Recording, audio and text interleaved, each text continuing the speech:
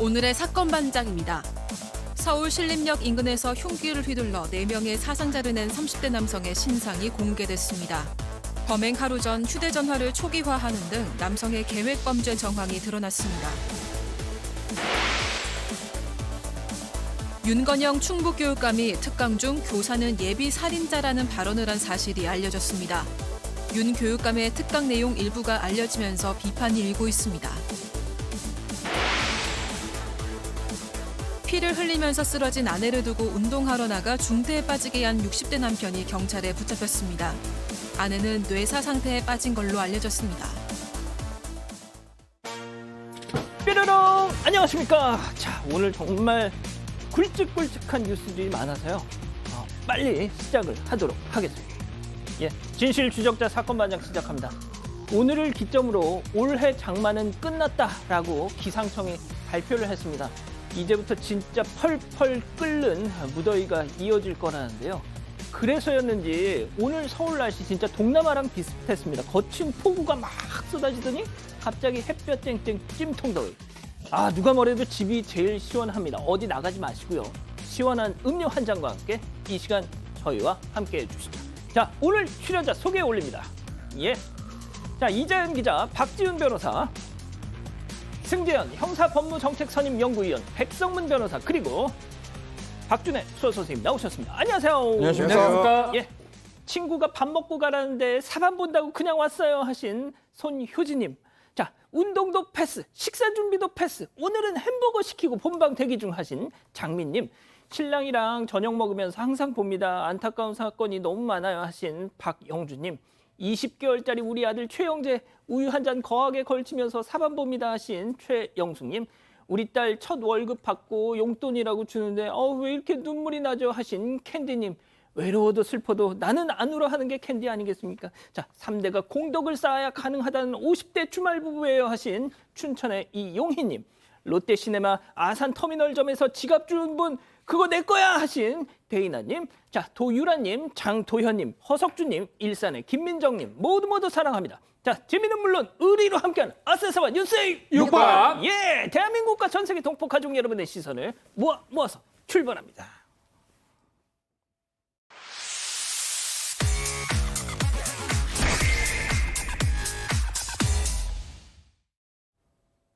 첫 번째 달려보죠. 길 가다 무차별 폭행입니다. 말 그대로입니다. 영상으로 만나보시죠. 자, 횡단보도를 걷는 저 노란색 티 남성. 자, 뒤에 오는 여성을 일단 쳐다봅니다. 자, 그런데 지나가자 갑자기 뒤에서 주먹을 퍽! 여성이 쓰러졌습니다. 자, 남성은 저렇게 쓰러진 여성을 보고도 아무 일 없던 것처럼 저렇게 그냥 횡단보도를 지나갑니다. 자, 무차별 폭행이라고 말하지만 그 대상은 언제나 나보다 약한 여성입니다. 네, 지금 지난 16일 오전에 있었던 일인데요. 제주도입니다. 횡단보도 건너려던 70대 여성을 30대 남성이 폭행을 했던 그런 장면입니다. 전치 2주 부상을 입혔고요.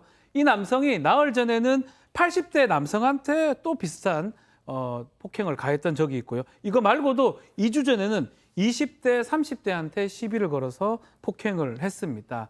이제 문제는 보면 동기가 없다는 거예요. 또 일면식 같은 게 없는 사람한테 무차별로 폭행을 하고 공격을 했고요.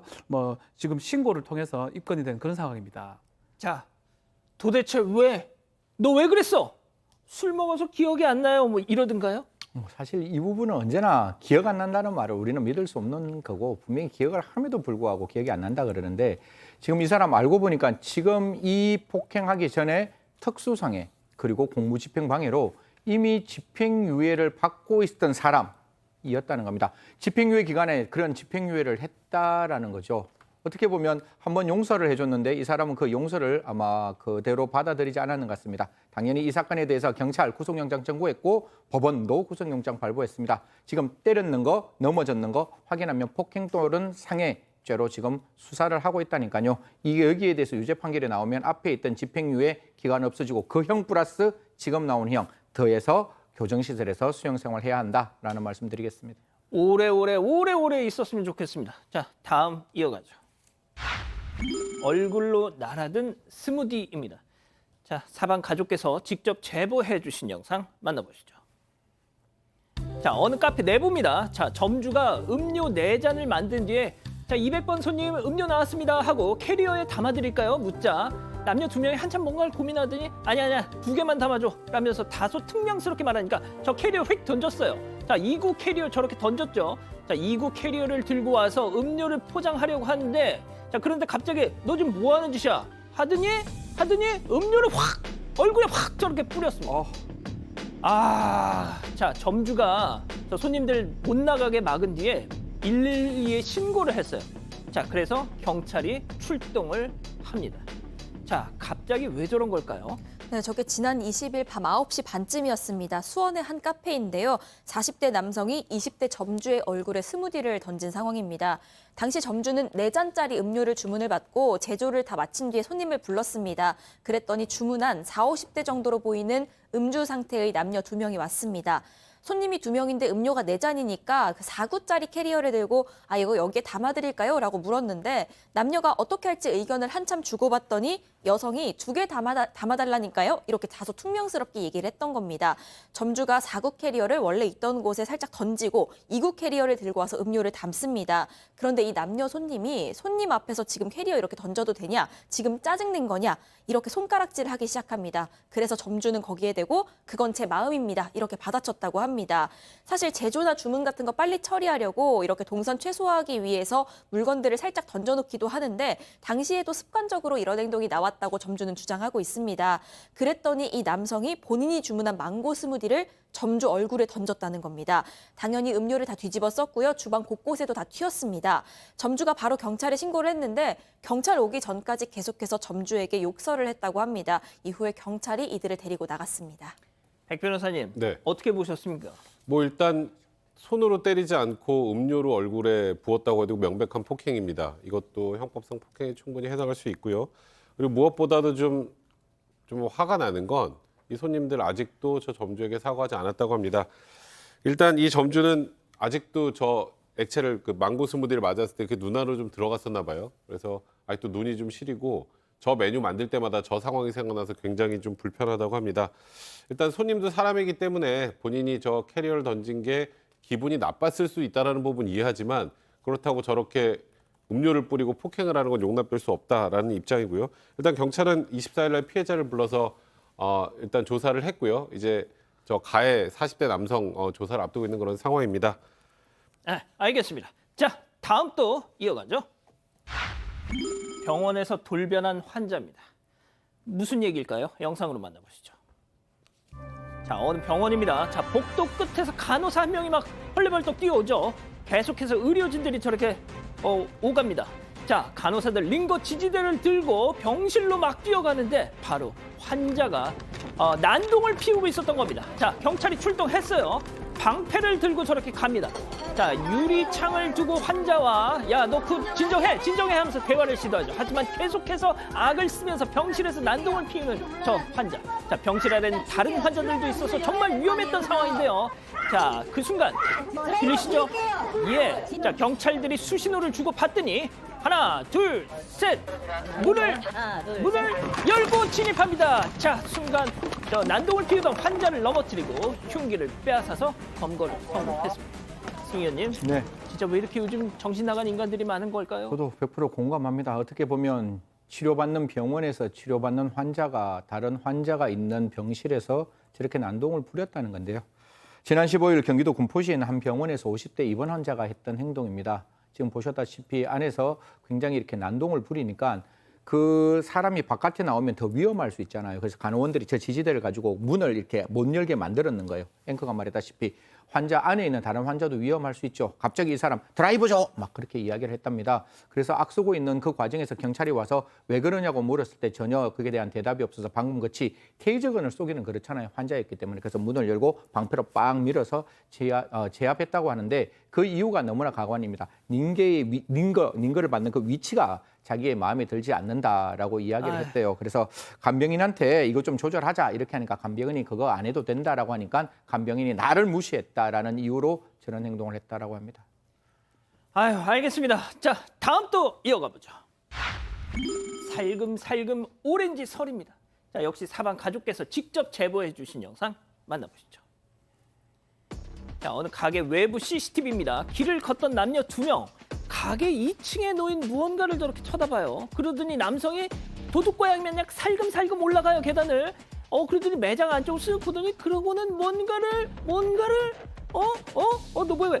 툭 떼어서 바로 도망갑니다. 뭔가 했더니 매장에서 키웠던 오렌지 나무에 오렌지를 저렇게 떼어간 거예요. 심지어 밑에 있던 저 여성, 어머 오빠 완전 멋지다 하듯이 저걸 찍고 앉았어. 자, 두 사람 누군지는 모르겠습니다만 절대 헤어지지 마시고요. 꼭 영원히 함께해 주시고요. 네, 지난 23일 밤 9시입니다. 부산 해운대구 해리단길의 한 가게인데요. 인테리어용 오렌지 나무에서 한 남성이 오렌지 한 개를 훔쳐 달아났습니다. 보시다시피 길가를 걷던 남녀 일행이 2층에 놓여있는 오렌지 나무를 보더니 그중에 남성이 저렇게 훔쳐서 달아난 겁니다. 그런데 이게 한두 번 있었던 일이 아니라고 합니다. 지난 3월까지만 해도 오렌지 나무에 오렌지가 8개나 있었는데 손님들이 계속 하나씩 뜯어가는 바람에 결국 눈으로만 봐주세요 아이고야. 라고 푯말까지 세워놨던 겁니다. 그런 와중에 또 이런 일이 있었던 거고요. 제보자에 따르면 옆에 있던 일행 여성은 이 오렌지 훔치는 그 모습이 웃기다는 듯이 영상까지 찍었다고 합니다. 이 제보자는 저 사람들은 재미로 했겠지만 그간 금이야 오기야 기른 정성에 눈물이 났다고 토로했습니다. 결국 신고하기로 마음을 먹은 상황이라고 합니다. 아니 보통 저런 말이죠. 오빠 뭐 하는 짓이야? 창피하게. 이게 인지상정인데. 예. 오빠 현행범이야. 당신은 도둑놈 이렇게 하는 게 맞죠. 원래는. 당신은 도둑놈. 예, 그렇게 되는 게 맞는데 둘 다 공범이 될 여지도 있어요. 진짜요? 만약에 시켰다면, 어. 시켰거나 얘기를 했다면 시켰다면. 이게 사실은 예전에 지금 절도입니다. 타인 재물, 타인의 재물을 지금 절취한 행동을 했기 때문에 이 절도가 될 수가 있는데 절도죄 형량은 6년 이하의 징역 1,000만 원의 벌금. 그 이유가 뭐냐면 배가 고프고 이럴 때 절도했는 거 사기보다는 나쁜 범죄가 아니다라고 해서 절도가 된 거거든요. 근데 지금 보면 계획적이고 일부러 지금 하고 있거든요. 장난삼아 하고 있고. 그렇다면 이게 과연 예전에 그 어떤 못 살 때 절도죄가 될 수 있느냐. 오히려 더 처벌받을 수가 있습니다. 저 여자친구가 만약에 오빠 잘했어 그러면 방조죄가 될 수도 있고요. 법적으로 봤을 때는 둘 다 범죄가 될 수가 있습니다. 박 변호사님 말씀 들으니까 저도 떨립니다. 속상해요. 저는 자꾸 예. 저런 행동 하는 사람이 많아서. 정말 아까 보셨지만 정말 이러고 막 하는 거 보세요. 지금 뭐 하는 짓입니까 도대체. 그 오렌지 그거 그냥 마트 가면 얼마나 저렴한데. 자, 다음 이어갈게요. 공주님이 위험해. 이건 또 무슨 얘기일까요? 만나보시죠. 자, 신호대기 중인 불박차 오른쪽 인도 보시면요. 여기다. 우산을 쓴 저 꼼꼼아가 뿅뿅뿅뿅 아장아장 횡단보도. 야야 위험해. 신호 바뀌었어. 야, 어떡해. 신호 바뀌었어. 위험해. 보호자 어디 있어? 보호자. 야 어디 차들 쪽으로 막 가고 있어. 안 되겠다 싶었는지 이 불박차 운전자 뛰어갑니다. 비를 맞으면서. 아이고 아가야 하면서 들어 올려가지고 인도 쪽으로 차들 수신호 하면서 비켜가세요. 자, 아이 부모를 찾는데요. 그러니까. 다시 차로 돌아와서 휴대폰으로 경찰에 신고를 했습니다. 아니 아이가 보호자가 어디 갔어요? 보호자. 네, 지금 저 제보자께서 보호자를 찾다가 보호자가 보이지 않으니까 지금 경찰에 신고를 한 건데요. 저 아이는 어린이집에서 혼자 나온 생후 28개월짜리 아이입니다. 세상에. 저 어린이집이 저기에서부터 한 700m 정도 떨어져 있는데 어쩜 저 좋아. 아이가 그 뭐 열린 문으로 나와서 20분 동안 혼자 걸어와서 지금 저 교차로까지 온 겁니다. 쉽게 말해서 어린이집에서 아이 관리를 제대로 못한 거죠.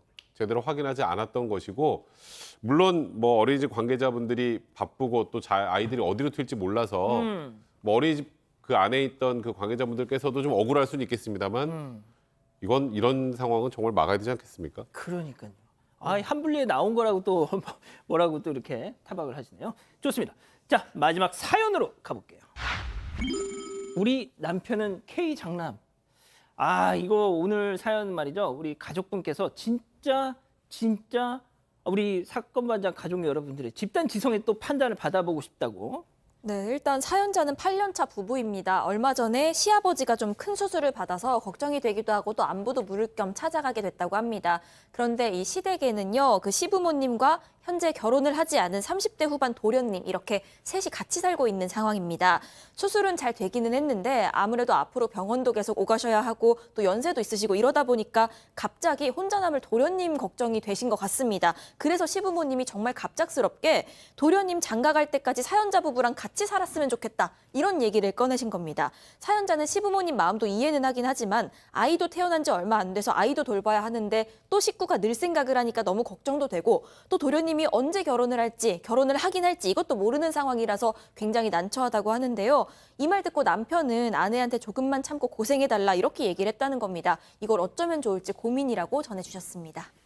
자, 좋습니다. 자, 기다리고 기다리셨던 부처 핸즈업 타임 유튜브 JTBC 뉴스 채널과 사건반장 독립 채널에서 동시에 스트리밍 되고 있는데요.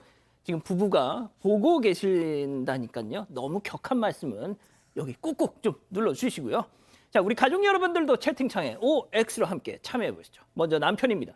자기야, 선영 씨, 지훈이 저 녀석 저거 내일 모레 40인데 여자친구도 없이 저러고 사는 거 형수가 돼가지고 불쌍하지도 않니? 애가 먹기는 많이 먹어도 나쁜 애 아니야. 좋다. 내가 지훈이한테 생활비 꼬박꼬박 내라고 확실하게 말해줄게. 그럼 됐지? 동그라미. 진짜. 야, 지훈이라도 좀 동그라미를 해주면 안 되겠습니까? 뭐 일부러 하실 필요는 없습니다. 좋습니다. 자, 다음은 아내입니다. 오빠, 성문이 오빠, 너 어디 아프니? 누가 지훈 도련님 많이 먹을까 봐 걱정한대? 나이 40대 들어 치가 못 나서 장가 못 간 거 뭐 어쩌라고. 자, 무엇보다 결혼을 만약에 계속 못하면 도련님 이 집 귀신 되는 거 오빠 볼 작정이야? 오빠는 나랑 애를 챙겨. 도련님 말고 X. 이건 뭐 그냥 이론의 여지가 없는 것 같은데. 자, 백 변호사님. 나이가 40 다 됐잖아요. 이제 거기서 저는 거의 끝이라고 봅니다. 그러니까 만약에 지금 미성년자라고 하면 정말 그런 급박한 상황에서 성년이 될 때까지 잠깐 같이 그것도 사실 부탁하기 굉장히 힘든 거죠. 아내가 겪을 저 혼란스러움에 힘듦을 생각을 해보면 집안에서 편하게 있을 수가 없어요. 그러니까 제일 중요한 건 물론 시부모님도 정말 시부모님 마음도 충분히 이해가 됩니다만 시부모님께서 부탁을 하는 것 자체가 좀 잘못됐다고 생각합니다. 그렇군요. 자, 승현님.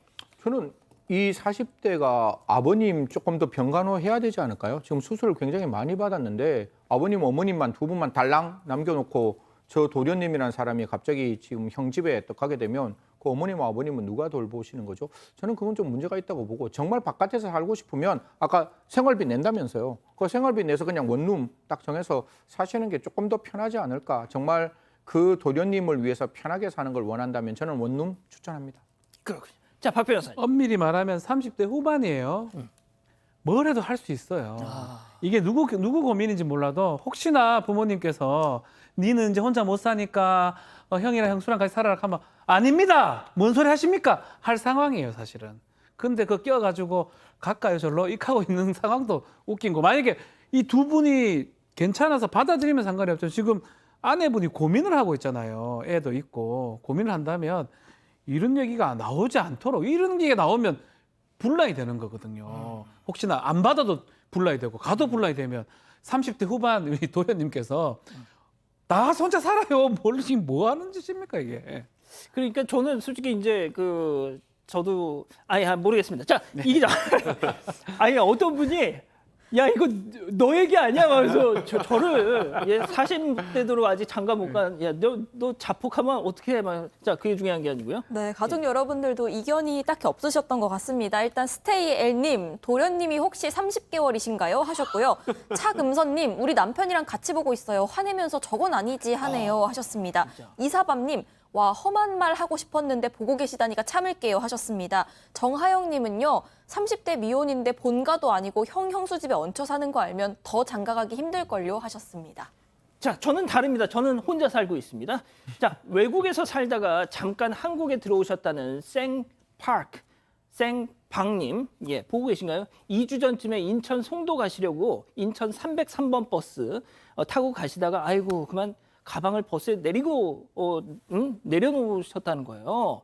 한국말도 서툰데 엉엉 울면서 송도 지구대 가가지고 가방 찾아주세요 설명을 했더니 세상에 송도 지구대 잘생긴 경찰 아저씨 두 분이 여기저기 수소문 끝에 결국 가방을 찾아주셨다는군요. 꼭 좀 감사하다고 전해달라고 하셨습니다. 코에이 아이콘 얼음 정수기. 컴팩트한 사이즈에 얼음은 더 빠르게 얼리고 얼음과 물이 닿는 곳은 UV 살균으로 깨끗하게. 얼음 정수기는 코에이 아이콘 얼음 정수기. 코에이. 새로움을 향한 끊임없는 변화. 세상에 없던 드라이빙을 완성하다. The First Crown.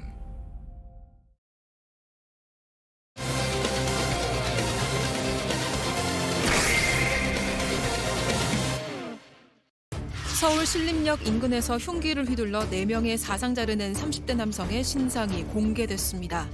범행 하루 전 휴대전화를 초기화하는 등 남성의 계획 범죄 정황이 드러났습니다. 새롭게 드러난 남성의 행각을 파헤쳐봅니다. 자, 저런 자의 신상이 뭐 그렇게 대단하다고 저걸 알기까지 며칠이 걸렸습니다. 조선입니다. 이 기자. 네, 오늘 공개가 결정이 됐습니다. 말씀하신 대로 조선이고요. 1990년생 33살입니다.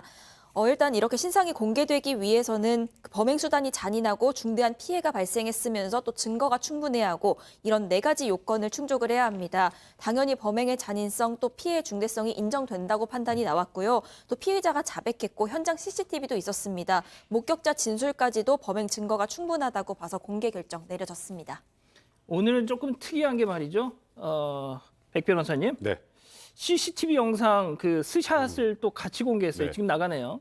그러니까 아마도 최근에 이제 신상 공개 관련해서 이게 과연 동일인이 맞느냐, 이걸 저 신분, 저 증명사진만 보고 저 사람이 조선인지 어떻게 하느냐 이런 얘기들 계속 나오잖아요. 예. 그러다 보니까 저 범행 현장에 그 이후에 붙잡히기 전에 이 CCTV 영상에 있는 걸 캡처해서 지금 같이 공개를 한 건데, 이게 이제 앞으로는 좀 변화가 있어야죠. 저희가 늘 얘기하지만 신상 공개 제도적 취지가 저 사람이 일단 뭐 재범을 막고 공공이익을 위해서 한다는 건 국민들이 저 사람이 어떻게 생겼는지 알아야 되는 거 아니에요? 모르면 의미가 없어요. 그렇기 때문에 우리가 얘기하는 이제 머그샷 같은 것도 좀 강제로 공개를 하던가 가장 최근의 모습을 공개하는 것으로 변화가 반드시 필요하지 않나. 지금 그렇게 진행돼가는 과정이 아닌가, 과도기가 아닌가 싶습니다. 자, 금요일에 송치됩니다. 그때 이제 다시 한번 카메라 앞에 서겠죠? 자, 그런데 저 인간이 저자가 이제 뭐 계속 또 고개를 숙인다거나 내 얼굴 공개 원치 않습니다 하면은 또 그냥 우리는 저 사진만 봐야 돼요. 아니요. 애당초 안 나올 수도 있어요. 왜냐하면 지금 구속 송치되는 거잖아요. 구속 송치면 그냥 구속해서 그냥 검찰청으로 그냥 가면 사실 우리는 전혀 알 수 없는 상황이 될 수 있는데, 시청자 여러분 기억하십니까? 정유정도 분명히 구속 송치였는데 그때 나왔어요. 그때 이미 신상 공개가 되어 있는 상황에서 어떻게 나왔는가 하면 번거지 모서와 마스크 이렇게 쓰고 나왔거든요. 그럼 지금 같은 경우에도 만약에 그런 형태로 나올 수 있는 가능성은 없지는 않는 거죠. 어떻게 보면 관악경찰서가 지침이 하나 있습니다. 경찰청 지침이 있는데 그 지침이 경찰 수사 과정에서 수집된 만약에 뭐 주민등록증, 경찰 수사 과정에서 수집된 CCTV 같은 경우에는 저렇게 캡처해서 이제 밝힐 수 있는 지침이 있었으니까요. 만약에 그 지침이 올바르게 앞으로도 진행될 수 있으면 저는 최근에 있는 경찰이 수집한 CCTV를 통해서 그 사람의 얼굴을 바로 즉시 보여주는 것도 좀 필요하지 않느냐. 한번 지켜보시죠. 구속 송치하는 과정 속에서 경찰이 어떤 조치를 취하는지, 경찰 인권위원회에서 분명히 어떠한 그 가림도 그 사람에게 못하도록, 그러니까 그걸 치우지 못하도록 만들어놨는데 인권위에서 말했는 규정대로 다시 마스크 쓰고 모자 쓰고 갈지 아니면 다른 형태로 그 사람의 얼굴을 보일지 한번 지켜봤으면 좋겠습니다. 자, 신상 공개 얘기가 나왔으니까 사건 반장 우리 가족 여러분들은 저희가 신상 공개 문제에 대해서 얼마나 정말 오래전부터 강조를 했는지 아실 겁니다. 자, 제가 진짜 딱 하나 사례, 그 지난주 토요일 날 출소한 전남 순천 지금 모처에 머물고 있는 연쇄 성폭행범 박기석. 순천 시민들 그 커뮤니티가 지금 난리가 났습니다. 예?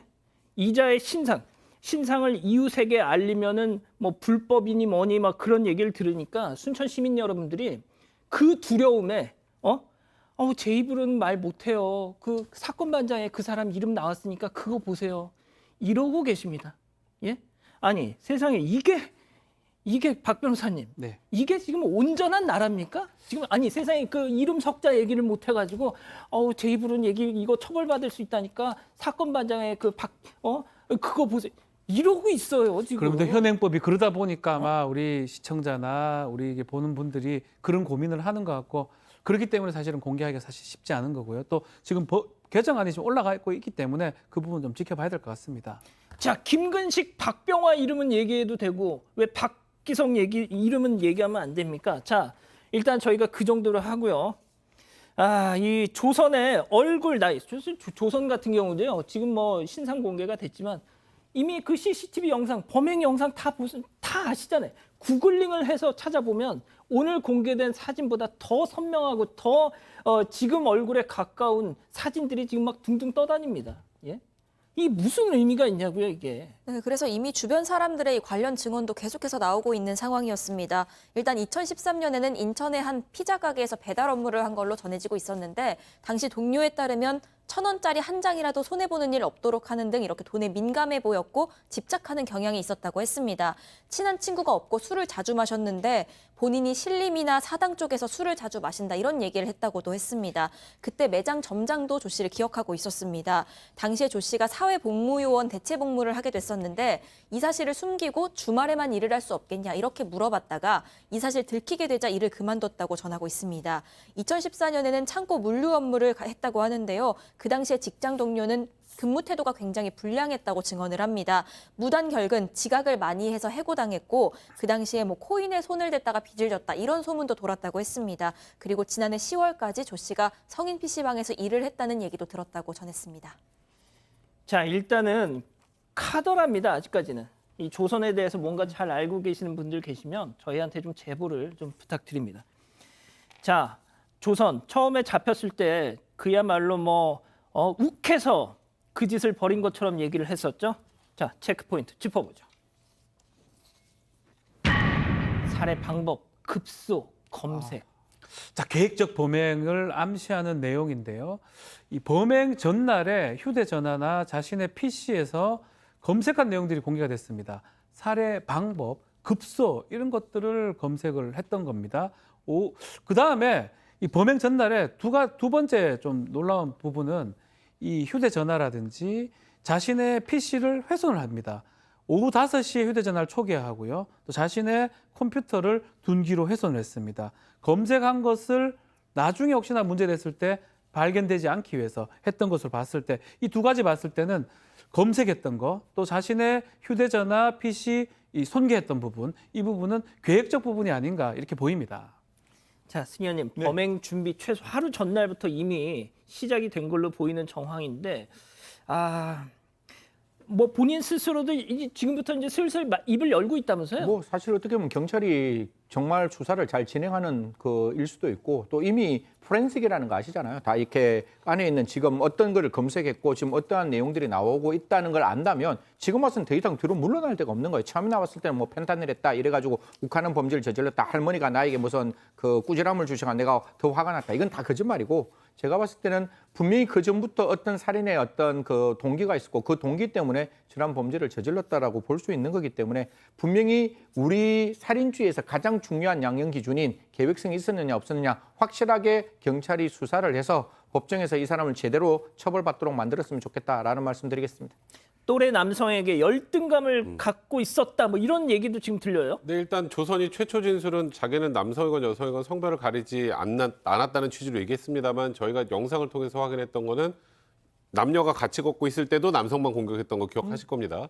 근데 그 이후에 이제 나온 진술은 오랫동안 나보다 신체적 경제적 조건이 나은 또래 남성들이 열등감을 느껴왔다. 이런 진술을 했다고 하는데 키가 한 162에서 163 정도 된다고 합니다. 그래서 본인 또래 중에 본인보다 좀 키가 크고 그리고 뭔가 경제력이 있다고 생각하는 사람들에 대해서 적개심을 품어왔던 것이 이 사건 범행으로 이어진 것 같습니다. 자, 어제 조선이가 감정이 복잡해서 내가 조사 못 받겠습니다. 검사 못 받겠어. 이딴 소리를 했다면서요? 그렇죠. 무차별 지금 범죄를 저지르기 때문에 사이코패스일 수 있냐 아니냐 이 부분이 좀 중요한 상황이 될 수 있기 때문에 사이코패스 검사를 좀 하자고 했는데 어제는 하지를 못했고요. 오늘 결국은 프로파일러 3명 정도 투입이 돼서 좀 설득을 했던 것 같아요. 그래서 사이코패스 검사를 했던 걸로 알려졌고 한 10일이나 며칠 지나면 결과가 나올 겁니다. 막 공감 능력 이런 것들을 판단하는 건데 20개 문항입니다. 그중에 40점 만점이면 25점이 넘으면 사이코패스가 될 수가 있고요. 이미 강호순 27점, 정유정 같은 경우는 28점으로 사이코패스에 가깝다라는 평가를 받은 적이 있습니다. 첫 번째 사건 정리하고요. 두 번째 사건 이어갑니다.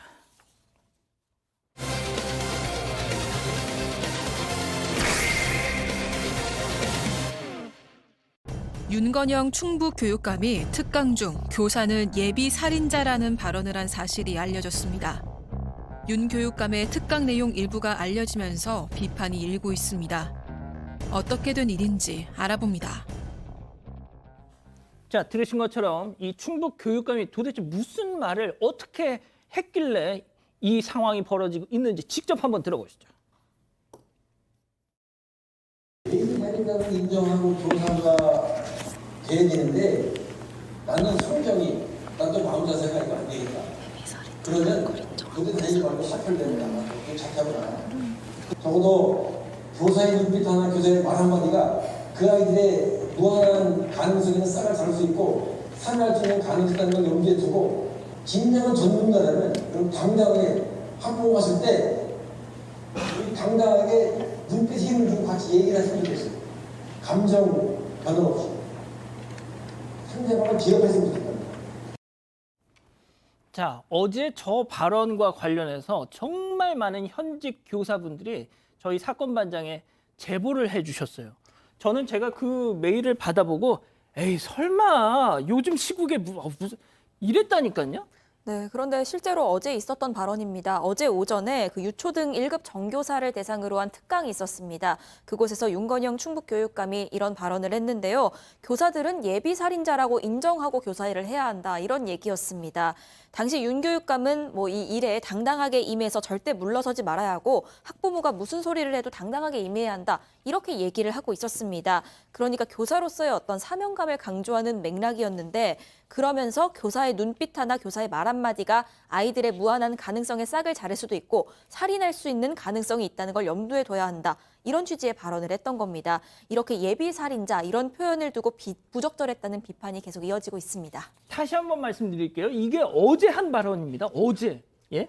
자, 박 변호사님, 예. 보통 이런 설화가 생기면 앞뒤 맥락이 생략된 채 이 부분만 이렇게, 자, 앞뒤 맥락을 다 들어도 이상해, 이거. 다 이상하고요. 예비 살인자 표현도 이상하고요. 뭐 눈빛이니 뭐니 학부모한테 어떻게 해야 됐니. 지금 사실은 동료 교사가 극단적인 어떤 그런 부분 때문에 이런 상황에서 이런 얘기를 했기 때문에 더 문제가 되고 있는 상황입니다. 이렇게 예비 살인자라고 인정하고 교사가 되는데 마음 자세가 안 되겠다, 자퇴하고 나가라, 사표 내라, 이런 말이 지금 되겠냐, 이런 말을 하고 있고요. 이 교사 노동조합에서는 교육계가 지금 비탄에 빠져 있는데 어떻게 교사들 심정은 공감하지 못하고 이 재발 방지 방안을 모색해야 될 때 이런 말을 하느냐라고 하니까 그제서야 지금 오늘 윤 교육감 사과를 하고 있습니다. 엄중한 시기 때 자신의 발언 때문에 상처받은 분들한테 진심으로 사과한다고 머리를 숙였습니다. 아이고, 참 답답합니다. 자, 그리고 말이죠. 교권 추락 문제, 지금 많은 파장을 낳고 있죠. 자, 그 중에 또 한 파트가 바로 육아 전문가, 방송으로 많은 이들 알고 계실 겁니다. 오은영 박사. 저희가 이게 어떤 개인의 또 어떤 마녀 사냥 이런 논란도 있어서 저희가 가급적 이 문제를 소개하지 않으려고 했는데, 자, 그런데 오늘 당사자가 입장을 냈더라고요. 네.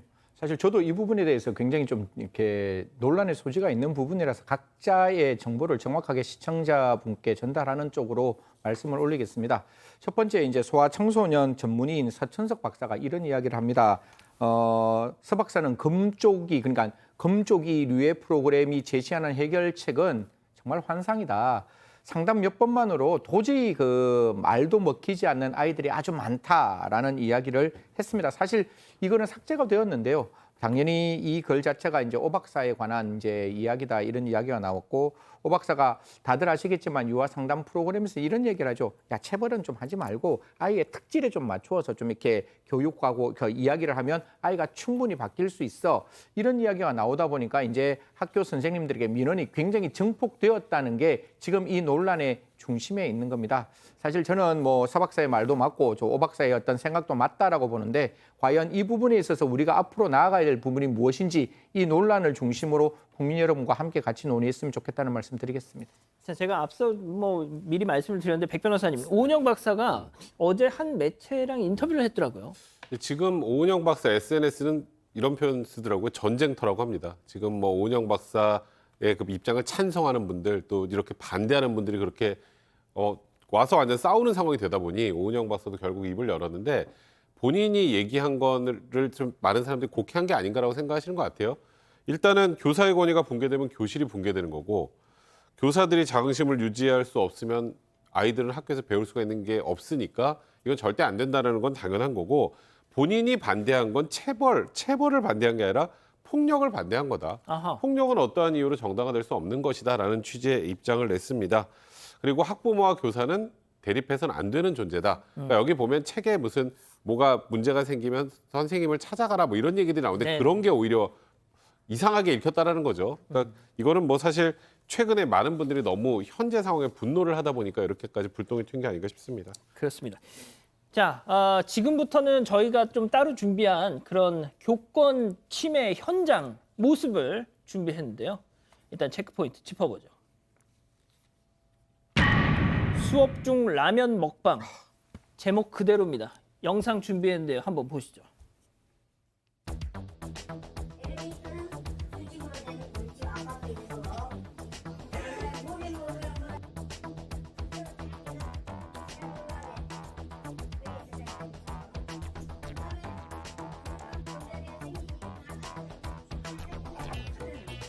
여기 무비 먹습니다.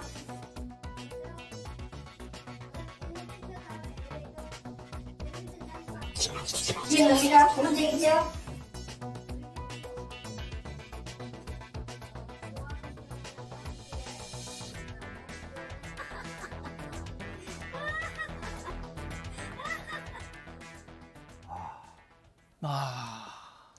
네, 저게 지난 4월 강원도 원주의 한 고3 교실이었습니다. 보신 대로입니다. 저 학생이 수업 도중인데 라면을 먹으면서 라이브 방송을 하고 있었던 겁니다. 당시에 교사가 제지를 했지만요, 무시했습니다. 교사는 하지 말라는 말 말고는 저런 상황인데도 아무 말도 하지 못했다고 합니다. 승효님, 진짜 뭐 보고도 진짜 너무 뭐 이게 사실일까? 이 무슨 막 짜고 한 거 아닐까 싶을 정도로 말이죠. 사실 일단 라면 냄새가 교실 전체에 다 풍겼을 건데. 아니 지금 선생님 앞에서 수업하고 있어요. 그러니까요. 이게 아무리 인권 조례에 사생활의 자유가 있다 할지라도 지금 방종인 것 같은데 그런 행동을 했을 때 교사에게 무엇을 하라라고 인권 조례에는 없어요. 저 행동을 분명히 제재를 시켰으면 아동학대로 저 부모가 분명히 이야기했을 거예요. 우리 아이가 배고파서 먹는데 왜 교사가 그 수업하면서 아이에게 그 먹는 기본권을 제한하느냐라고 했을 수가 있을 것 같은데 그래서 이 부분이 이제 문제가 되니까 학교에서 이 학생에게 이제 어떤 학칙에 따라서 징계를 하는데 저런 행동을 정말 교사를 무시했는 행동이잖아요. 출석 정지 10일밖에 나오지 않았답니다. 자, 일단 뭐 더는 얘기 않겠습니다. 본인도 이제 내가 이렇게 방송을 탔구나. 본인도 인지하고 있겠죠. 자, 요즘 계속 이번 주 내내 전해드리고 있는데요. 그 학부모들의 악성 민원 사례. 네. 오늘도 귀를 쫑긋 세우시고 한번 들어보시죠. 자, 백 변호사님부터 시작해보죠. 일단 첫 번째 사례는 이제 한 선생님이 이제 수학 과목에 어느 정도 진도가 나가면 이제 단원 평가라는 걸 보는데 한 학생이 항상 잘 못 받나 봐요. 0점에서 한 20점 정도밖에 받지 못해서 그래서 학부모 확인을 받아서 가져오라고 했더니 학부모가 단원 평가를 없애라. 우리 애가 기가 죽는다. 이렇게 연락이 왔다는 거예요. 근데 아니 이거는 단지 부족한 부분을 채워야 되니까 필요한 겁니다라고 했더니 한 달 동안 학교에 애를 안 보내면서 담임 교체를 요구합니다. 그 교사에게 밤낮으로 전화하고 해당 교사는 결국 의원 면직이 된 상황이고요. 두 번째 사례는 수업 시간마다 이제 과제 늦게 하고 산만하게 있어서 숙제하고 가라고 했더니 학부모가 연락 와서 다른 애들 다 있는데 남으라고 해서 아이 자존심이 다쳤다 이렇게 항의를 하기도 했고요. 또 세 번째는 체육 시간에 10개지 종류의 다양한 줄넘기 넘는 방법을 외우는 과제를 내줬는데 딱 한 아이만 빼고 다 통과를 했다고 합니다. 재시험 보기 전날 학부모한테 연락이 와서 왜 우리 아이만 남아서 재시험을 치러야 하냐. 우리 아이가 줄넘기 못하는 거 알았으면 진작에 부모에게 연락해야 되는 거 아니냐 이런 얘기를 했다고 하는데 이 선생님이 심지어 알람장에 2주 전부터 이 상황을 얘기를 했다고 하니까 직접 아이가 줄넘기 못하는 걸 전화를 해야지 왜 알림장에만 알리느냐라고 난리를 쳤다고 합니다. 이거 말고도 참 충격적인 것들이 많은데요. 7시 40분에 이제 등교할 무렵입니다. 전화를 해가지고 선생님한테 왜 우리 아이 가방 이렇게 무겁냐, 키 안 큰다, 책임질 거냐 소리 지르는 부모도 있다고 하고요. 초등학교 고학년 학생의 부모인데 하나하나 다 체크를 합니다. 등교할 때 우리 아이 변 상태가 좀 안 좋다. 좀 봐줘야 됩니다. 우리 아이 기분이 좀 안 좋다. 우리 아이 기분이 안 좋으니까 좀 봐줘야 됩니다. 어떤 수업에 참여할지 말지 이거를 해야 되나? 이렇게 하면서 얘기를 계속 하기도 하고요. 마지막으로 이 밤 9시에 담임한테 전화를 해가지고 우리 애 척추 천망증 판정받았으니까 내일부터 틈틈이 스트레칭 좀 시켜달라라고 당부한 그런 학부모도 있다고 합니다. 현직 교사분들이 사건 반장 제보 메일로 보내주신 내용도 있어요.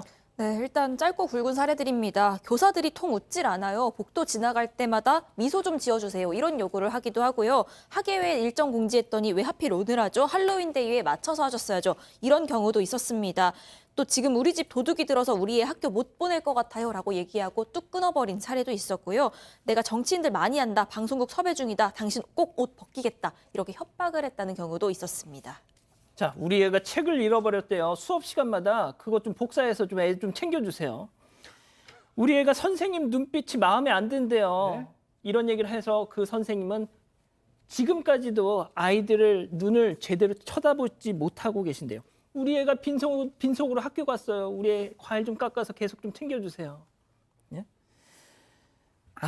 자, 2006년 일본 도쿄에서 23살의 여성 교사가 극단적인 선택을 했답니다. 그 일본 교사도 학부모들의 갑질에 시달렸다고 해요. 자, 이 사건 이후 일본에서는요, 교사가 깊이 직종이 됐답니다. 그래서 지금은 교사 부족 상태에 허덕인다는 거예요. 그래서 당시에 몬스터 페어런츠, 괴물 부모라는 신조어까지 생겼답니다. 그 일본 드라마도 나왔더라고요. 자, 이렇게 정리하고요. 세 번째 사건 이어갑니다.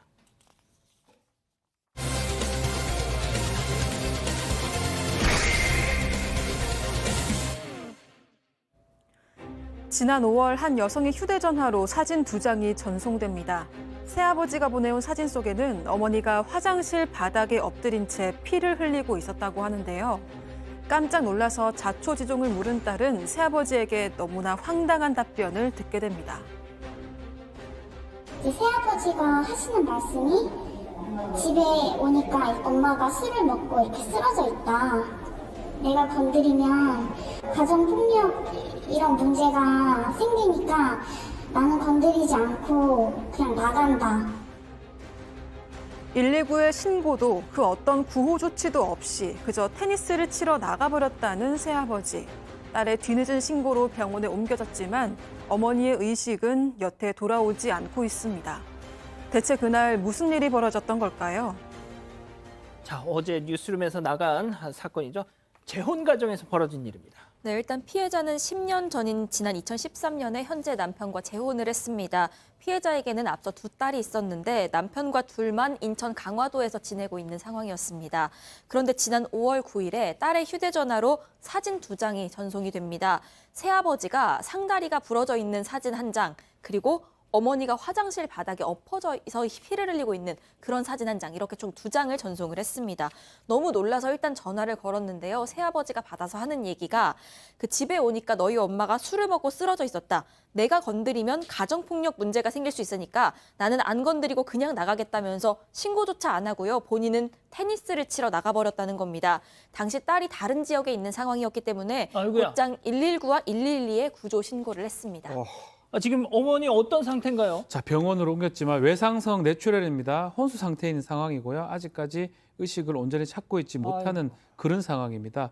근데 검사를 지금 해보니까 지금 상황 봤을 때는 어머니가 앞으로 엎드려 있는 모습이에요.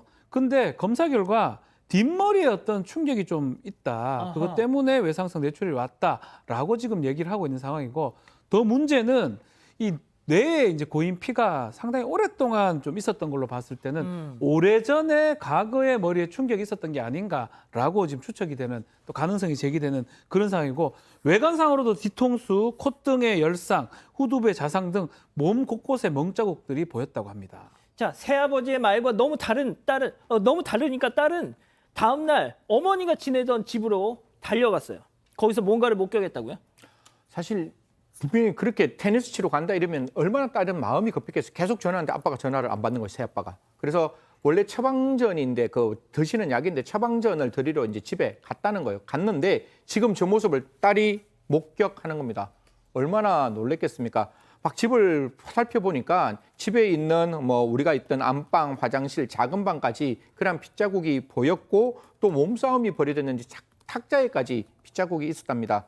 이런 생각을 했죠. 어머니가 만약에 술 먹고 쓰러졌다면 도대체 왜 이토록 이 많은 곳에서 이런 피가 묻었을까? 여러 동선에 있는 걸까? 이해가 정말 되지 않았다고 합니다. 주변 사람들은 이런 이야기까지 했다라고 하네요.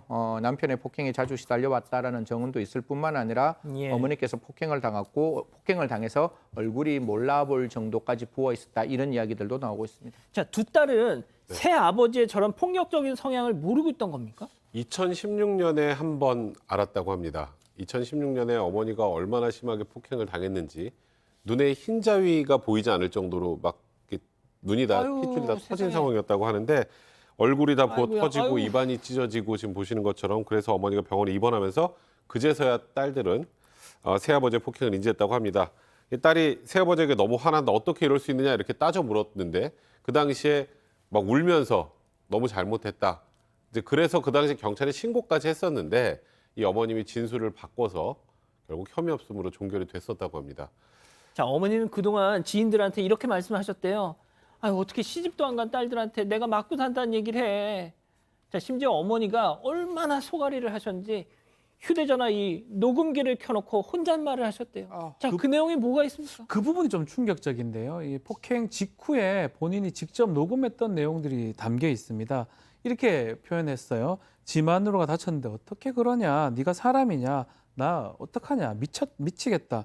정말 징그러워. 이런 등의 녹음 내용이 있었다라고 하고 또 알고 보니까 어머니가 이전에 가정폭력으로 신고한 게 3번 이상이 된다고 하고요. 3번 이상 신고를 했는데도 불구하고 경찰에 진술을 번복하기 때문에 그냥 처벌 없이 종결이 됐다고 합니다. 피해자 딸들은 어머니가 이렇게 신호를 많이 보냈는데 그 신호를 알아주지 못해서 자식으로서 죄책감이 들고 죄송하다는 말을 했습니다. 자, 이제부터는 그 새아버지 남편에 집중해 보겠습니다. 자, 이 그 혼수 상태에 지금 빠져 있는 이 아내에 대해서 예전처럼 미안하다면서 눈물을 흘렸을까요? 체크포인트 짚어보죠. 어차피 죽은 사람이다 취급을 하고 있다는 겁니다. 이게 무슨 얘기인지 직접 한번 들어보시죠. 첫 주에는 병원비를 내주셨는데 그 다음부터는 돈이 없다고 병원비를 안 내주셨어요. 뭐 엄마의 이제 연명 치료를 좀 되게 회의적인 태도를 보이셨거든요. 엄마가 내사 상태인데 어차피 죽은 사람인데 왜 연명 치료를 하는지 아이러니다. 이런 말씀도 하시고 자기 돈 없어서 병원비 못 준다. 그런 말씀도 하시고 그랬는데 이제 수사가 진행이 되고 본인이 이제 핸드폰 압수당하고 이렇게 블랙박스 압수당한 다음부터는 경찰 조사를 인지하시고 그 다음부터는 또 병원비를 내주기 시작하셨거든요. 연명 치료 같은 거 왜 하는지 모르겠다라는 말을 이 남편이란 작자가 할 소리입니까 그게? 네, 일단 사건 당일에도 그 아버지가 연락이 닿질 않았는데 나중에 알고 보니까 지인들이랑 술을 마시고 있었다고 했습니다. 뒤늦게서야 어머니가 응급실 갔다 이런 소식을 전하게 됐는데 그때도 뭐 놀란다거나 상태를 묻는다거나 슬퍼한다거나 이런 반응이 전혀 없었다고 하고요. 이후에 두 딸이 의사로부터 마음의 준비를 하라 이런 얘기를 듣습니다. 그래서 이 얘기를 듣고 돌아가는 택시 안에서 딸들은 펑펑 울고 있는데 그 와중에 이 새아버지라는 사람은 택시기사랑 태연하게 대화를 합니다. 근데 그 대화 내용이 뭐 요즘 강화 땅값은 얼마냐, 택시기사는 요즘 얼마를 버냐 이런 내용들이었다고 합니다. 당시에 이 딸들로서는 새아버지로부터 그 엄마에 대한 어떤 연민, 걱정, 슬픔, 애정 이런 것들이 전혀 느껴지지 않았다고 보고 있고요. 그 당시에 어머니가 뇌사 추정 판정을 받았었습니다. 그러자 이 아버지가 연명 치료를 중단하자는 그런 취지의 얘기를 꺼냅니다.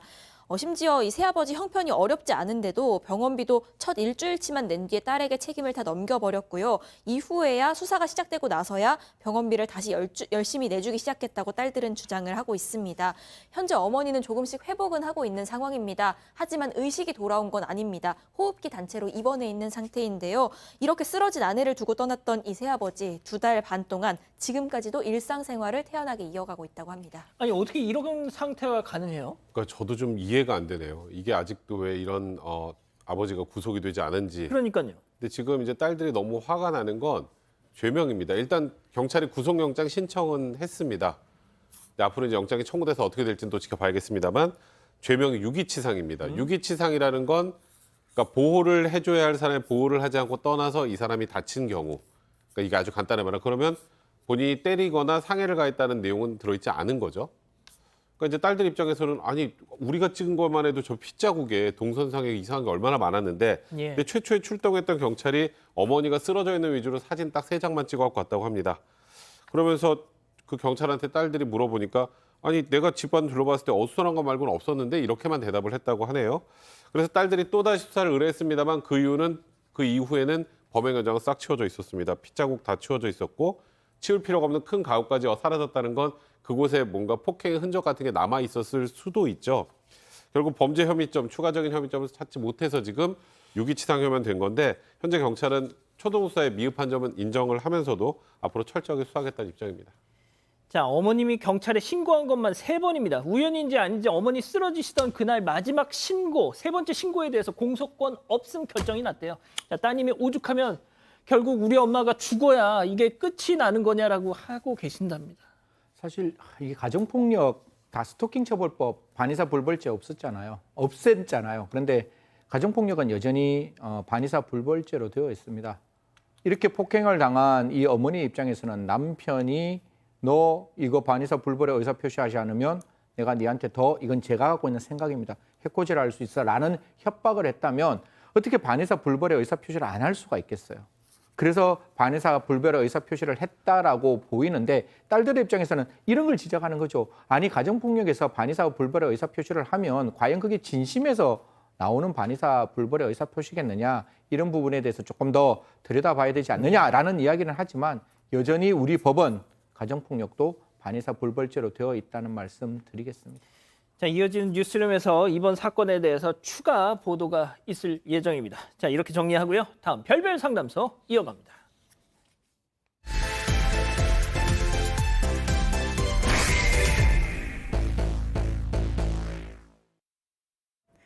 미국에서 딸 한 명을 키우는 워킹맘 이 씨는 약 20년 전 당시 불법 체류자였던 한국 남성과 사랑에 빠져서 5개월 만에 결혼을 했습니다. 남편은 아이를 빨리 가져야지 시민권이 쉽게 나온다면서 아이 낳기를 졸랐고 곧 딸을 낳았다고 하는데요. 하지만 딸의 출산 이후 남편은 가정을 제대로 돌보지도 않았고 외도를 반복해 왔습니다. 결국 이들 부부는 결혼 6년 만에 별거를 시작했고 그 이후로 남편과 연락도 두절되었다고 합니다. 그런데 이 씨는 최근 10여 년 만에 남편과 관련한 충격적인 소식을 듣게 되는데요. 이제는 정말 이혼이 하고 싶다는 이 씨. 대체 이들 사이에 무슨 일이 있었던 걸까요? 자, 이 사연 사반 가족분께서 지금 미국 LA에 계시는 가족분께서 직접 보내주신 사연이에요. 자, 시작해보죠. 네, 일단 제보자인 이 씨는 어릴 때 가족들이랑 같이 미국으로 이민을 갔습니다. 그러다가 성인이 되면서 독립을 하게 됐는데 그 당시에 혼자 사는 집에 텔레비전을 주문하게 됐습니다. 그런데 이 TV를 들고 온 배송기사가 또 마침 한국 남성이었던 거죠. 타국에서 한국 사람을 만나서 너무 기뻐서 이 남성이랑 대화를 나누게 됐고요. 친해지면서 연인으로까지 발전을 했습니다. 그런데 당시 이 남성이 불법 체류자 신분이었습니다. 다른 나라에서 유학을 하다가 부모님이 사업에 실패해서 미국으로 온 가족이 도망을 온 상황이었습니다. 그래서 가족이 전부 다 불법 체류자 신분이었고요. 남성이 연애를 시작할 때도 나는 결혼할 거 아니면 안 만난다 이렇게 나왔다고 합니다. 그렇게 결혼을 줄곧 강요해 왔고 그러면서 만난 지 5, 6개월 만에 결혼을 하게 됐습니다. 불법 체류자가 결혼에 대해서 저렇게 뭔가 강박이 있다. 뭔가 네. 수상합니다. 그래서 이제 그렇지만 이들 부부 뭐 사랑을 했고 결혼을 해서 혼인신고를 바로 했다고 합니다. 그렇지만 남편 그때부터 계속 임신을 요구를 했다고 그래요. 어허. 아이가 좀 빨리 있어야지 시민권이 쉽게 나온다라고 얘기를 했다고 하고 그래서 애초에 시민권 때문에 이렇게 접근한 거 아니냐 생각도 들기도 한데 어쨌든 간에 어쨌든 간에 남편을 사랑했기 때문에 취직도 하고 했기 때문에 임신도 바로 했고 이듬해 딸 한 명을 낳았다고 합니다. 자, 그런데 안타까운 일이 이어집니다. 출생했는 아이가 많이 아픕니다. 간이 아팠어요. 간이 아파서 사실 3살, 4살 때까지 계속 병원에 들락날락하게 되는 거죠. 그러면 그 이 씨 입장에서는 아이의 병간호를 할 수밖에 없는 상황. 거의 도맡다시피 이제 병간호를 했는데 이 남편 정말 천청병력 같은 이야기합니다. 나 간호소가 되고 싶어. 이런 이야기를 했는 거예요. 그러자 이게 돈이 많지 않으니까 이 씨의 어머니가 대출까지 받아서 학비를 대주고 있었고 그런 과정에서 이 남편이 그럼에도 와야 되나 난 바빠서 나는 병원에 갈 수 없어. 그래서 딸 있는 병원에도 오지 않았다라고 합니다. 사실 그 딸의 케어를 다 맡고 있으니까 주말만이라도 좀 와서 아이 좀 봐줘 이러니까 자기 아이잖아요. 안 돼. 나 공부하는 거 바빠서 그럴 시간 없어. 라고 이야기했답니다. 그런 사람이 밖으로는 딴짓거리를 하고 다녔다는 겁니다. 네, 공부하느라 바빴던 게 아니었습니다. 딸이 생사를 넘나들면서 병원에 있는데 그 시간에 바쁘다고 핑계를 대고 오지 않았는데 그게 다른 여자랑 외도를 하고 있었기 때문입니다. 이 씨 어머니 도움으로 간호학교 다녔잖아요. 본인 돈으로 다닌 것도 아니고 거기에서 만난 여자하고 바람을 피고 외박을 했었다고 합니다. 근데 이게 남편 외도가 이게 다가 아니고 한번 또 있었다고 하는데요. 빚까지 내서 간호학교 보내는데 갑자기 실증 느끼더니 나 돈 벌어야 되니까 취직할래. 취직을 한 다음에 회사에서 만난 또 다른 여자와 외도를 저질렀습니다. 아이도 아픈데 남편의 외도 사실까지 알게 된 이 씨. 정말 큰 충격에 빠졌습니다. 저런 인간하고 어떻게 살아요? 네, 결국 이 씨는 남편한테 제발 이제 정신 좀 차려라. 너랑 같이 싫다라고 얘기를 하면서 별거 선언을 했습니다. 그래서 이때가 아이가 5살 때쯤이었는데 별거를 시작을 했고요. 그런데 이렇게까지 나오니까 이 남편이 처음에는 약간 숙이는 듯 했습니다. 그런데 어느 날부터 아예 연락조차 되지 않고 잠적을 해버렸다는 겁니다. 최소한 양육비는 받아야겠다 이런 생각이 들어서 남편한테 메일을 보냈는데 여기에도 묵묵부답이었습니다. 이 사연자가 살고 있는 이 미국에서는요. 시에서 양육비를 대신 받아주는 어떤 시립기관이 있다고 합니다. 그래서 여기에 신청을 해서 법원에서 한 달에 $1,400씩 매달 양육비 줘라 이렇게 판결이 나왔습니다. 그런데도 남편은 단 한 번을 주지 않았습니다. 계속 도망 다니고 숨고 연락을 피해왔다고 합니다. 자, 잠수를 탔습니다. 네, 찾아내야죠. 자, 그런데 그 찾아내는 과정에서 더 충격적인 사실은 그렇습니다. 지금 찾아내야 되는데 이리저리 수소문을 해보니까 남편이 이미 한국에 들어갔다는 사실을 알게 됩니다. 네? 더더군다나 남편과 연관된 사람의 SNS를 이렇게 보다 보니까 한 여성의 SNS를 알게 됐고요. 남편이 곧 그 여성하고 결혼한다는 사실도 알게 됩니다. 이혼 안 했는데 그러니까요. 그래서 연락을 했어요. 나 지금 그 남자 유부남이고 그 남자의 아내다 하니까 그 여성이 오히려 앞으로 이렇게 연락하면 법적 조치 취하겠다라고 아이고야. 협박을 한 그런 상황이고요. 그래서 이제 양육비 때문에 배드파더스에게 이 양육비 달라고 신청을 했고 그 배드파더스 같은 경우 신상을 공개를 합니다. 그렇죠. 신상이 털리자 남편이 그제서야 밀렸던 양육비 조금 보냈다고 합니다. 그렇습니다. 신상을 공개를 해야 저렇게 반응을 보인다니까요, 백 변호사님. 네, 그런데 이제 신상 공개에서 양육비 조금 준 거가 문제가 아니고 이 지금 남성은 아까 말씀드렸던 그 여성과 살림을 차렸고 아이 둘까지 뒀습니다. 그러면 이 씨 같은 경우는 지금 정말 황당하죠. 아픈 딸이랑 자기 둘만 지금 이러고 있는 상황인데 더 어이없는 건 이제 얼마 전에 이제 알게 된 사실이라고 하는데요. 이 씨하고 별거 중에 이 남성이 미국 시민권을 획득했다고 합니다. 아이고야. 근데 이게 이제 어떻게 받았는지에 대한 궁금증은 좀 있는 것 같습니다. 어쨌건 이 남편은 이 씨하고 결혼을 해서 시민권을 얻고 그리고 한국으로 간 건데 아무래도 병역 기피 목적을 가지고 시민권이 필요했던 게 아닌가라고 이 씨는 생각하고 있습니다. 결국 군대 안 가려고 미국 시민권자 교포 여성을 만나서 덜컥 결혼하고 애 낳고 그런데 이제 딱 그게 어느 정도 충족이 되니까 다시 한국으로 와가지고 아니 근데 또 한국 와서 또 결혼을 했다고 했잖아요.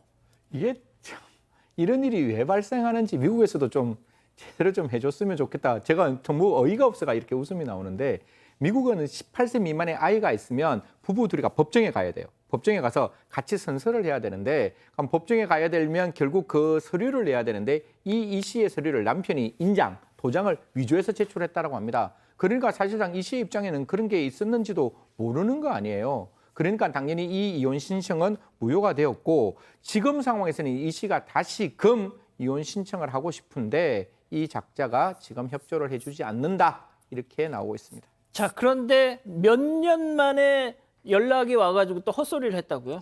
네, 이게 그 배드파더스 사건 이후로 정말 몇 년 만에 온 연락이었는데 그 연락 온 이유가 일전에 미국에서 $1,400만 달러씩 양육비 줘라 이런 판결 났다고 말씀을 드렸는데 네. 이걸 취소해달라 이런 연락이었습니다.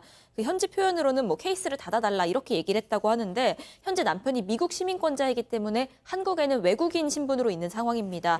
그런데 이 판결 때문에 여권, 운전면허증 이런 것들의 효력이 정지가 된 상황입니다. 그런데 이제 와서 본인이 사업을 하려고 한다고 합니다. 그래서 이 신분이 필요하니까 이것 좀 취소해달라 이렇게 요구를 해왔던 거고요. 이 연락받고 이 씨는 그렇게 원하면 양육비를 빨리 줘라. 당연하죠. 그럼 끝이 난다 이렇게 얘기를 했습니다. 그랬더니 그럴 돈은 없다 이렇게 답을 했다고 합니다. 본인은 이득만 취하겠고 너는 희생해라. 이게 말이 됩니까? 자, 그럼 여기서 별별 상담소 오늘 궁금증 짚어보죠.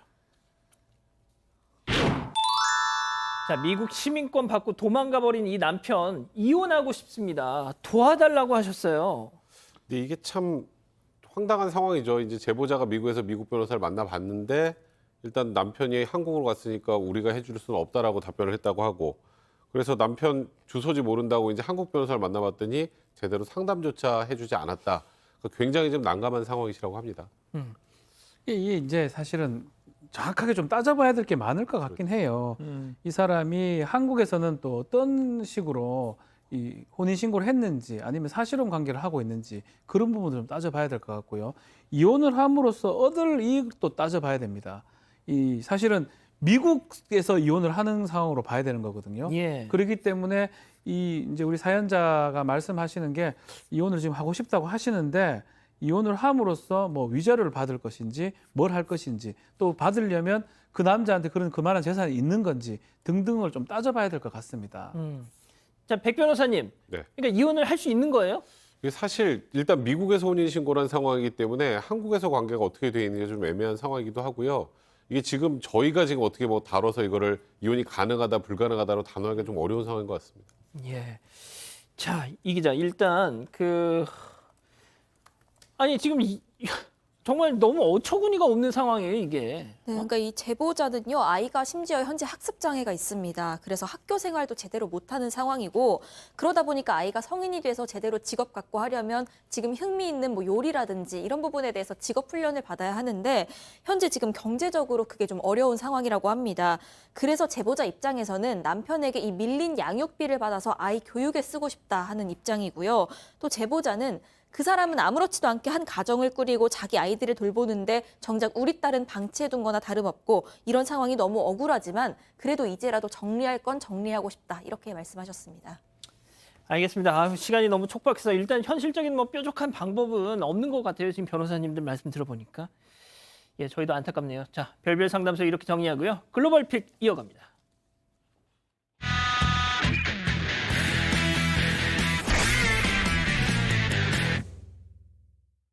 자, 오늘 첫 번째 픽 태국으로 가보시죠. 골목에 서 있던 사람들 뒤로 갑자기 빨간 화염이 뿜어져 나왔습니다. 땅이 흔들릴 정도의 폭발에 놀란 행위는 머리를 감싸주고 도망치는데요. 근처에 한 가게에 있던 사람들도 이 거대한 폭발음에 놀라서 황급히 빠져나가는 모습입니다. 폭탄! 주택들 뒤로 시커먼 연기가 저렇게 피어오르고 있습니다. 그리고 그 연기 속에서 빨간 불꽃들이 사방으로 쉴 새 없이 터지고 있는 모습도 보입니다. 알고 보니까 바로 폭죽 공장에 화재가 발생해서 그 안에 있던 폭죽들이 모두 폭발해버렸던 겁니다. 이 폭발로 뼈대만 간신히 남은 공장은요, 형체를 알아볼 수도 없을 정도로 무너져 내렸습니다. 그리고 이 폭발은 공장 인근에 있던 30여 채의 가정집을 쑥대밭으로 만들어놨습니다. 다친 사람은요? 이 폭발로 어린아이들을 포함해서 공장에 있던 직원들 10명 정도가 부상을 입고 병원으로 이송이 됐습니다. 다행히 모두 생명에 지장은 없었고요. 폭발 직전에 공장에서 일하던 한 직원이 창고 차단기에서 불꽃이 튀는 걸 보자마자 바로 직원들을 대피시켰다고 합니다. 이 덕분에 더 큰 피해를 막을 수 있었습니다. 자, 다음은 중국으로 가보시죠. 네, 물이 콸콸 쏟아져 내리는 난간 사이로 고무보트 하나가 딱 걸려서 멈춰 있습니다. 그런데 그 뒤로 또 다른 보트 한 대가 달려오더니 쿵! 저렇게 부딪히고 말았습니다. 난간에 걸려있던 보트는 충돌한 보트 무게에 짓눌려서 더 위태로운 상황에 놓였습니다. 또 와. 그런데 문제는 또 한 대가 멈춘 보트들을 향해서 또 달려오고 있다는 겁니다. 그렇게 사람들이 타고 있던 총 3대의 보트가요 10m 높이의 난간 위에서 아슬아슬하게 뒤엉켜버렸습니다. 왜 저런 거예요, 저거? 이곳은 산 깊숙한 곳에 놀이기구를 만들어 놓은 관광지였습니다. 유리판으로 만들어진 워터 슬라이드 위로 돌이 떨어졌습니다. 그러면서 그 유리판이 깨져버렸던 겁니다. 그리고 그 구조물 틈새로 보트가 꼈는데 직원들이 이 사실을 미처 알지 못하고 계속해서 보트들을 출발시켰던 겁니다. 아이고. 탑승객들은 보트를 조심히 밟아서 사고 현장에서 빠져나왔고요. 정말 다행히도 아무도 다치진 않았다고 합니다. 현재 이 기구는 재정비를 위해서 폐쇄된 상태입니다. 당국이 사고 원인을 조사하고 있습니다. 승현님 한 말씀 짧게. 제대로 좀 합시다. 정말 위험하잖아요. 예, 자 다음은 미국으로 가볼게요. 자, 사람들이 모여있는 해변가로 바다사자 한 마리가 성큼성큼 다가오죠. 사람들은 그런 바다사자를 피해 멀찍이 떨어져 있죠. 또 다른 바다사자는 물속에서 빠져나와서 사람들을 향해서 빠른 속도로 뛰어갑니다. 이에 사람들은 혼비백산이 되어서 이리저리 여기저기 도망칩니다. 마치 바다사자들이 바닷가에서 사람들을 내쫓는 그런 모습입니다. 왜 공격을 하죠? 자, 이 해변은 1년 내내 물놀이를 하는 사람들에게 개방된 곳인데요. 그 전에 이곳은 바다사자들이 이미 털을 잡고 오랜 기간 살아온 곳이기도 합니다. 때문에 바다사자 입장에서는 관광객들이 아주 성가실 수밖에 없겠죠. 그래서 관광객들에게 이런 안내 방송을 하기도 하는데요. 한번 들어보시죠. Please give that large male sea lion plenty of room. They have bitten people, and they are protected animals. 자, 이런 일을 자주 목격한 주민들은 아예 해변을 폐쇄하자고 주장하고 있다고 합니다. 이날도 바다사자들의 분노를 직접 눈앞에서 목격한 한 주민들은 이렇게 이야기를 했는데요. 이것도 한번 들어보시겠습니다. Moms running with their kids, grown men squealing like little girls. As a local, I get annoyed seeing the tourists come here and time again aggravate the animals. 다행히 이날 바다사자의 공격으로 다친 사람은 없었고요. 시도 나서서 이곳을 폐쇄할 수 있는 방안을 모색 중이라고 합니다. 다음은 최근 온라인에서 화제가 된 영상 함께 보시죠. 자, 구조대원들이 뭔가를 열심히 뜯어내고 있어요. 그런데 그 안에 있던 작은 통 속에 가지런히 모인 두 발바닥이 사람 발바닥. 보여요.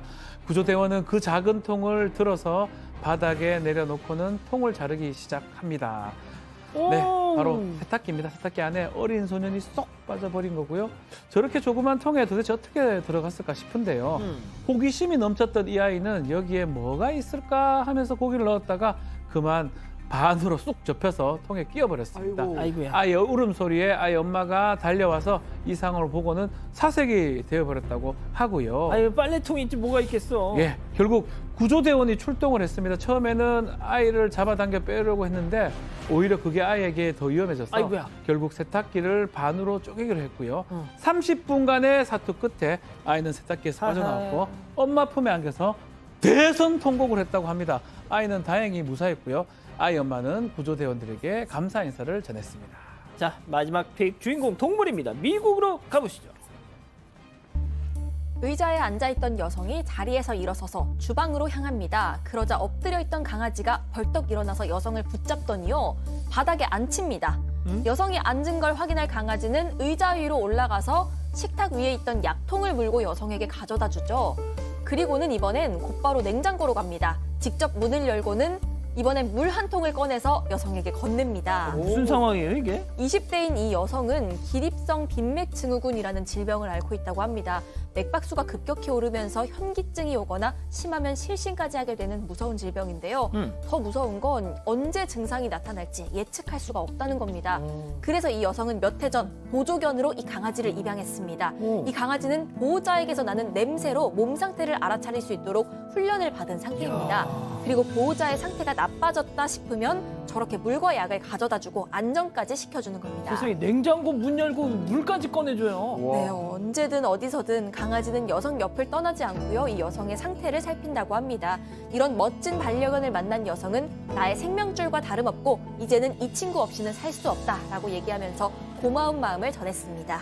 와, 정말 감동적입니다. 좋습니다. 예. 자, 사랑하는 사건 반장 가족 여러분, 시원한 밤 보내시고요. 저희는 내일도 별이 6개 반, 4반, 6반 저녁 6시 반에 다시 옵니다. 안녕히 계십시오.